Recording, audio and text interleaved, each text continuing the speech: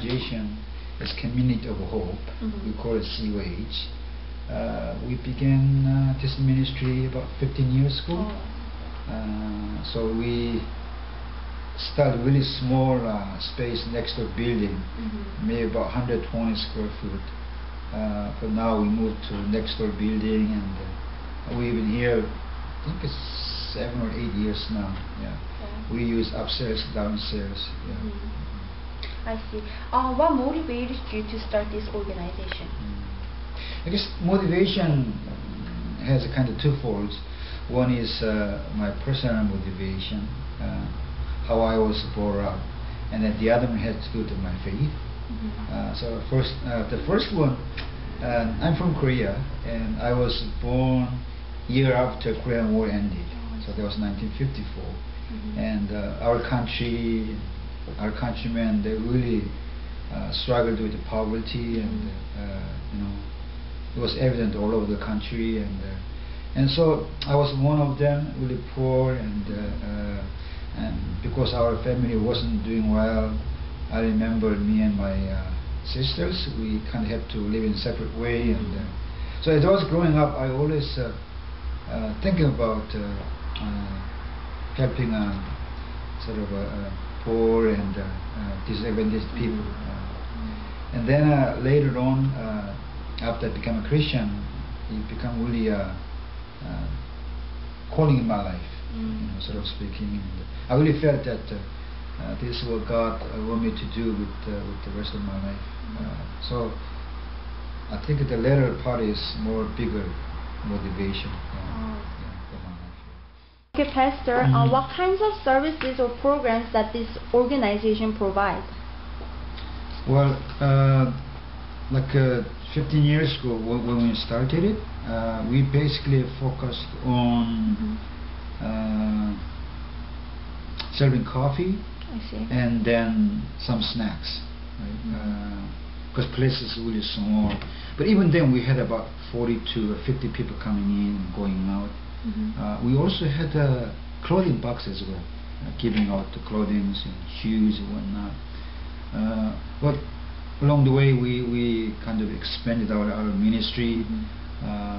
For now, we have a drop-in center that opens from Tuesday to Saturday from noon to 2 for 2 hours.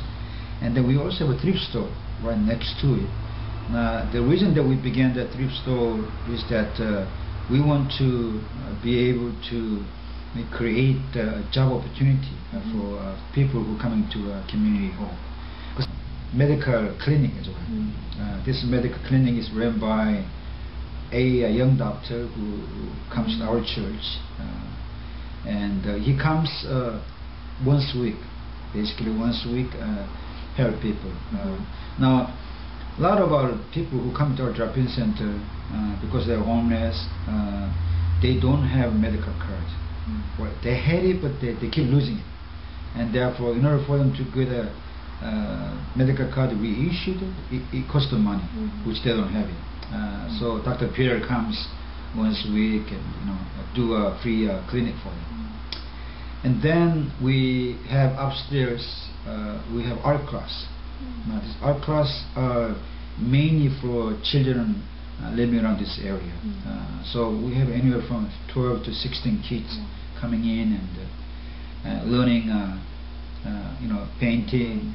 Plus, they learn about God as well. And then we also have Tuesday nights. We have what we call Christian counseling sessions as well. Now, again, this is ran by a Christian counselor. So have you ever faced any challenges by running this organization? If so, how did you handle it?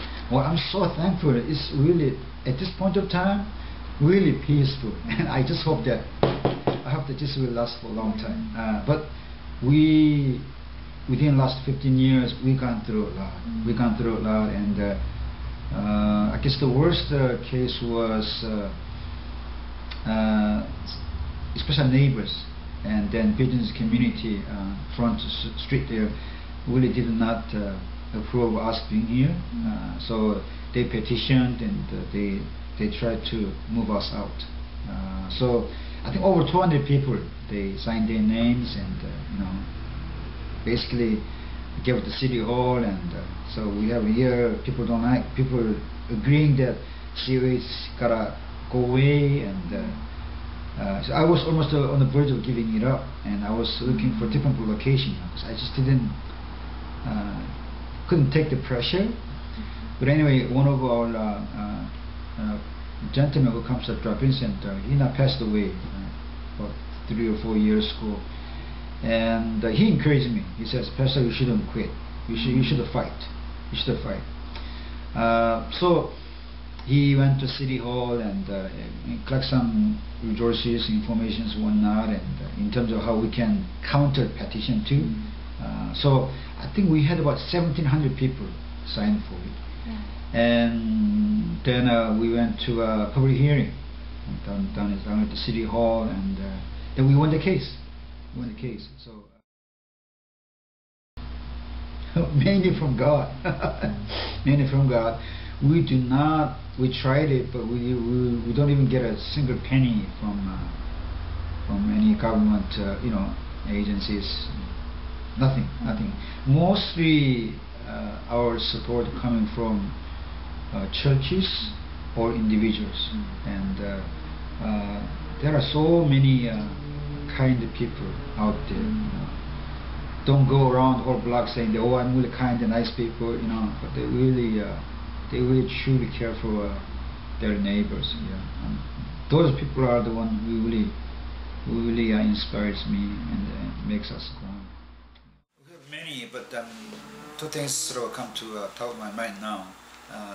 The first one is opening up the restaurant in this area. Actually, so by having the restaurant there, it sort of serves many purposes.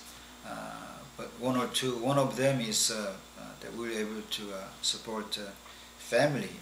At the same time, we'll be able to provide a job opportunity for people who's coming to a community hall. So community too. The second goal that we'd like to see happening is,